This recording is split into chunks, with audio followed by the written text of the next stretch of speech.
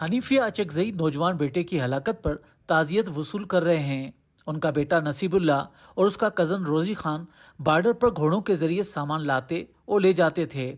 جب 16 اکتوبر کی رات کو شیلنگ ہوئی تو وہ چمن بارڈر پر افغانستان کی طرف موجود تھے۔ وہ 2 دیگر لوگوں سمیت ہلاک ہو گئے۔ ان کی لاشیں 2 روز کے بعد چمن پہنچائی گئیں۔ میں بیٹی کی ہلاکت سے اس وقت تک باخبر نہیں تھا جب تک 3 ایمبولینسیں لاشیں لے کر نہیں آ گئیں۔ ایسا کوئی شخص میرے سامنے کھڑا ہو جاتا اور مجھے کہتا کہ آپ کا بیٹا گھوڑا گاڑی لے کر بارڈر پر گیا ہے۔ میں جواب میں کہتا کہ نہیں، مجھے پتہ نہیں، میں یہاں گھومتا پھرتا تھا۔ اس کی گمشدگی میں بچے گھر میں رات کا کھانا نہیں کھاتے تھے۔ مجھے معلوم نہیں تھا کہ وہ ہلاک ہو گیا ہے۔ میرے 2 بیٹے تھے جن میں سے ایک ہلاک ہو گیا، جس کے 3 چھوٹے بچے ہیں۔ گھوڑے والا بارڈر کے ساتھ تقریباً 5 دن ہو گیا۔ ادھر گھوڑے والا بندے تو کھڑا ہے، وہ لڑائی کیا ہے۔ تقریباً 4 بجے شام لڑائی شروع ہو گیا، اور ڈی سی ٹوٹنے وہ گولی مارتا ہے، یہ بیچارہ شہید ہو گیا ہے۔ سارا مزدور تھا۔ وہ پاسپورٹ والا تقریباً 10,000 15,000 بندے ادھر دکان ہے، منڈی ہے، چمن والا ادھر کام کیا ہے، وہ بند کیا ہے۔ تقریباً ہفتے میں ایک چکر چلا گیا ہے۔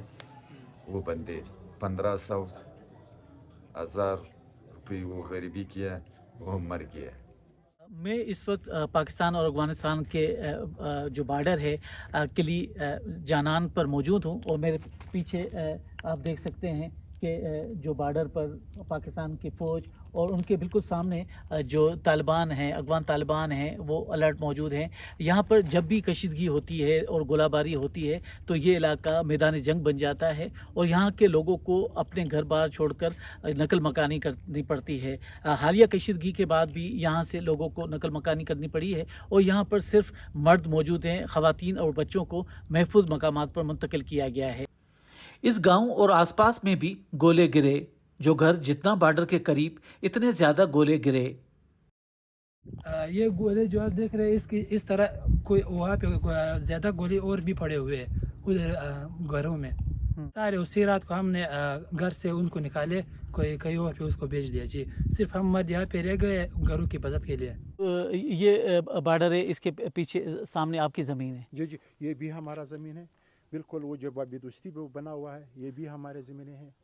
یہ سارے ہم جو 500 سال سے ادھر رہتے ہیں، تو ہم عوام جو ہے ہمیشہ یہ چاہتے ہیں کہ باہمی محبت اور بھائی چارے سے اس بارڈر پر زندگی گزار سکے۔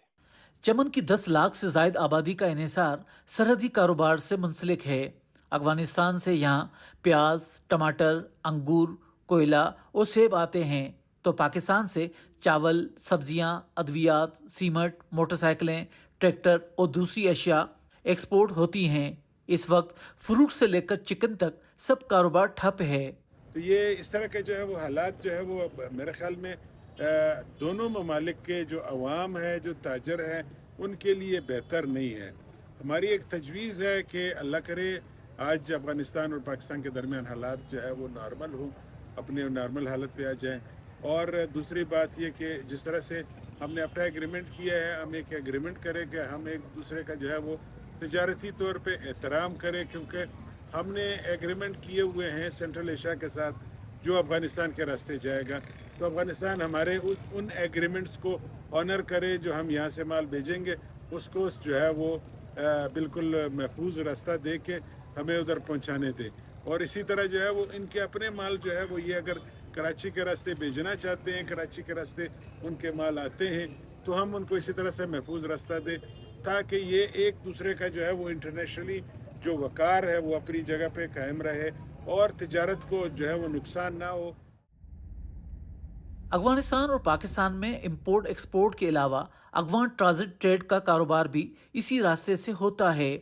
کسٹمز نے کراچی سے لے کر چمن تک اس کاروبار کو بھی معطل کر دیا ہے۔ ان میں سے کئی ٹرک تو لڑائی کی زد میں بھی آ گئے۔ میں گاڑی میں سویا پڑا تھا، فائر آ گیا، شیشہ میشہ سب ٹوٹ گیا، اللہ نے مجھے بچایا، بس یہ اللہ کا شکر ہے۔ پہلے ہم گیٹ پہ کھڑے تھے، گیٹ سے ابھی ادھر لایا، ابھی ادھر تنگ کر رہا ہے، کسٹم والی بھی آ رہا ہے، لیویز والی بھی آ رہا ہے کہ ابھی اس سے شفٹ کرو، پیچھے جاؤ، تو ہمیں سمجھ نہیں آ رہا ہے کہ ہم کدھر جائیں۔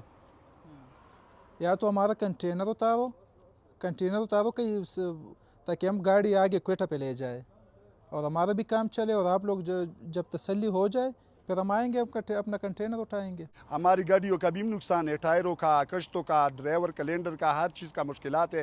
مشکلات کی وجہ سے ہم لوگ بہت زیادہ پریشان ہیں۔ اللہ کرے کہ حکومت معاملات بھی صحیح طریقے سے حل ہو جائے۔ پاکستان افغانستان بارڈر پر چمن کے مقام پر یہ افغان پناہ گزین کا آخری ہولڈنگ کیمپ ہے۔ یہاں پر انٹری کے بعد انہیں افغانستان جانے کی اجازت ہوتی ہے۔ یہاں پر جب حالات کشیدہ ہوئے اور بارڈر بند ہوئے تو یہاں پر بڑی تعداد میں لوگوں کو روکا گیا اور ایک روز پہلے ہی ان کو جانے کی اجازت دی گئی ہے۔ یہاں پر آپ دیکھ سکتے ہیں کہ پاکستان کے مختلف علاقوں میں جو افغان بستیاں تھیں انہیں مسمار کرنے کے بعد یہ لوگ اپنے ساتھ اپنا سامان بھی لے کے جا رہے ہیں، جس میں دروازے بھی ہیں، کھڑکیاں بھی ہیں اور بانس بھی شامل ہیں، اور یہ وہاں پر اپنے گھر آباد کرنے کی کوشش کریں گے۔ یہاں پر جو سامان ٹرکوں پہ لدا ہوا ہے، ان ٹرکوں کو کچھ کو یہاں پہ سامان اتارنے کی اجازت ہے اور کچھ اسپن بولدک تک جائیں گے، اور اس کے لیے جو ٹرک ڈرائیورز ہیں ان کو اپنے شناختی کارڈ اور دوسرے جو گاڑی کے دستاویزات ہیں وہ یہاں پہ جمع کرانے پڑیں گے، اور سامان آف لوڈ ہونے کے بعد وہ واپس آئیں گے اور انہیں کاغذ واپس کیے جائیں گے۔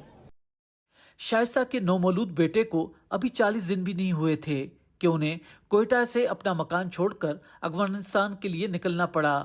اس وقت وہ چمن میں پاکستان افغان سرحد کے ہولڈنگ کیمپ میں موجود ہیں، لیکن بارڈر بند ہونے کی وجہ سے آگے نہیں جا سکتے۔ 2 دن سے ہم لوگ سفر میں ہے، بچہ الٹی بھی کر رہی ہے، وہ اس کا بخار بھی ہے، طبیعت خراب ہے، نہ ادھر ڈاکٹر ہے نہ کوئی سہولت ہے۔ ہم لوگ اتنے خوار کیا، کھانے پینے بچی نے صبح سے کچھ نہیں کھایا ہے، نہ ہم لوگوں نے کھایا ہے نہ بچی نے کھایا ہے، کچھ بھی نہیں کھایا ہے، بس ہم لوگ کتنے خوار کیا ادھر۔ عبدالغنی کی چاگی ضلع کے شہر نو کنڈی میں دکان تھی، لیکن انہیں 3 ماہ کے اندر سامان فروخت کر کے نکلنا پڑا۔ ان کی ایک بیوی تو بارڈر کراس کر کے چلی گئی، جبکہ دوسری بیوی ان کے ساتھ موجود ہیں۔ تقریباً 1 ماہ ٹائم دیا تھا، ہاں نا، 1 ماہ تو مشکل کی خالی نہیں ہو گیا، آگے خالی ہو گیا تو صحیح ہے، آگے خالی نہیں ہو گیا تو مجبور ہوں یا لیلام کرتا ہے تو یا پتہ نہیں کہ کیا کرے۔ جہاں پہ تقریباً 30 آدمی بارڈر ہو گیا، تقریباً ادھر 19 بچہ ہے، 19 بچے ہیں۔ ہاں تو کتنا دن ہو گیا یہاں پہ؟ ادھر تقریباً صبح آ گئی ہے، صبح ہے یہاں؟ ہاں تقریباً 3 یا 4 دن کچھ لاغ میں کھڑا ہوتا گاڑی۔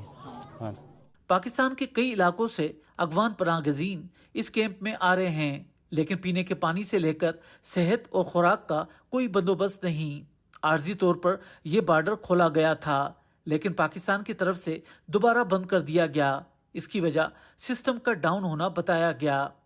قطر کی میزبانی میں پاکستان اور افغانستان نے مذاکرات میں سیز فائر جاری رکھنے پر اتفاق کیا ہے۔